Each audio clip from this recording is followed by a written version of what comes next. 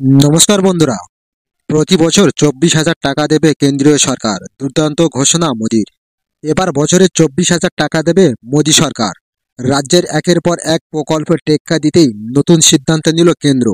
এবার সবার মুখে হাসি ফুটবে। মোটা টাকা পাওয়া যাবে বছরে। লক্ষ্মীর ভাণ্ডার, কন্যাশ্রী বা অন্যান্য অনেক প্রকল্প এনেছে রাজ্য সরকার। এবার কেন্দ্রও দারুণ টেক্কা দিতে চলেছে। মাসে মাসে ঢুকবে টাকা। আবেদন করলেই মিলবে সহজে। লক্ষ্মীর ভাণ্ডারে মাসে 1,000 ও 1,500 টাকা করে পান মহিলারা। এবার কেন্দ্রও দেবে মোটা টাকা। জানা গিয়েছে প্রতি মাসে 2,000 টাকা দেবে কেন্দ্রীয় সরকার। বছরে 24,000 টাকা দেবে কেন্দ্রীয় সরকার। তবে কিভাবে আবেদন করবে জেনে নিতে হবে, তাহলে মিলবে মোটা টাকা। এমনই নির্দেশ দিয়েছে কেন্দ্রীয় সরকার।